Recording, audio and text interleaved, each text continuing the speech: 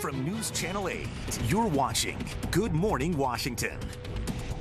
9:33, and this segment is something I have been waiting for. While the holidays are often a time to indulge, why not get a leg up on that resolution to get healthier? So here to show us some low-carb twists on holiday sides that you can load up on is culinary coach Kristen Coffield. Thank you so much for returning. And, you know, this is one of those things. This time of year, we're eating, you know, such heavy food, but you have some great alternatives. And not only are they good for our waistline, but they're just good for us and our health. For our overall health. And that's what I say to people. It's not about what you're giving up. It's about what you're getting. So people don't want to give up their favorite things, their favorite carbs. And there's a reason for that. Carbohydrates can be very addictive in nature because they spike your blood sugar, and that feels really good. But these unrefined natural carbohydrates are really good for us. They fill us up, there's more fiber, they're nutrient dense. So you can switch out these horrible zero nutrient foods for these nutrient dense foods that taste good and trick you into thinking you're getting those bad ones that you really love. Okay, well, I'm really excited for this one. So let's start with the mac and cheese. Okay. So everybody loves macaroni and cheese, myself included, my family included. I was the mac and cheese mom at all my daughter's soccer events. But this is my hack on how to make that better for you that tastes just as good. So I don't know if you've ever seen one of these. This is a little silicone steamer, and you can take your cauliflower and break it up into these nice little pieces. Okay. And then you put it in the microwave and you steam it. And what I like about this is it keeps the cauliflower firm. So you've got that little bit of toothiness to it that you get from the pasta. Of course. And then what I've done is I've made a sauce with cheese and a little bit of milk, and look at this. This is just beautiful. Amazing. Yeah, and it tastes great. I know you're going to want to taste that. Of course.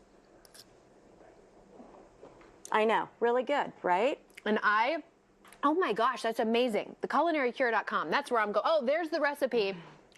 So I know I'm going to go back and get this. Super easy. You add a little cream cheese, that gives the richness. And this, nobody's going to complain about this on the holiday table. Not at all. Okay, well, I need to get one of those things as well. Moving on. All right. Mashed potatoes. Potatoes are the most popular vegetable in the United States. The real problem is most of the nutrients are in the skin. And we peel the potatoes, we make these mashed potatoes, and then what we've got is a starchy, high sugary kind of potato that turns to sugar in your body, and then it spikes your blood sugar, and you're not really getting any good benefits. So what I've done is I've taken this.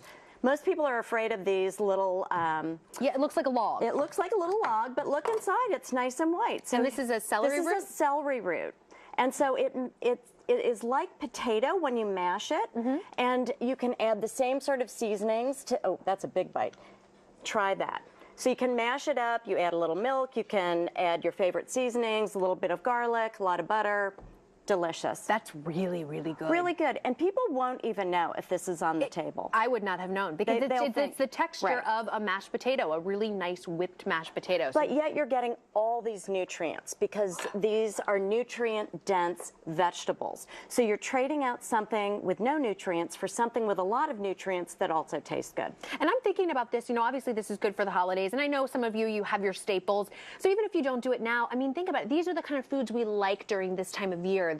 They're warm and they're comfort foods, and this is a great alternative. So moving on to the eggplant. Stuffing. The eggplant stuffing. This is one of my favorite things. I went online and I tried to find an eggplant stuffing because I thought eggplant would work really well because of its texture. And I tried a couple of things and they were really not very tasty. But then I looked at the eggplant and I decided I could cube it up, toss it with a little olive oil, salt, and pepper, put it on a cookie sheet, and bake it. And when you bake eggplant, this is 3 eggplants in this dish. Oh, wow. It dehydrates, and it becomes smaller, and it dries out. And then what you can do is use it like breadcrumbs. And what I've done is I've used eggs to kind of hold it together and bind it. You wouldn't put this in a turkey, but it makes a delicious, delicious side. Oh my And goodness. it really mimics stuffing. It really mimics bread. And once you add those flavors, it tastes just like stuffing. I'm not kidding. If these were one of those blind taste test things, this, my mom's probably watching, this tastes almost like my mom's stuffing. Well, you use all the traditional flavors. Yeah. So whatever your family stuffing is, you can modify this recipe and make it yours. And that's the thing about all of these. You can make all of these yours. If you have traditional recipes you love with flavors you love, I'm just giving you the basic idea that you can modify to make it your own. Kristen Coffield, you are amazing. Unfortunately, we don't have time to get to the sweet potato waffles. I think I just have to show you how great this is, though. Look at this. Unbelievable. So I'm going to have a taste test of this, the culinaricure.com for all of the websites. Absolutely. Thank you so very much. Thank you. Love it. Happy holidays to you.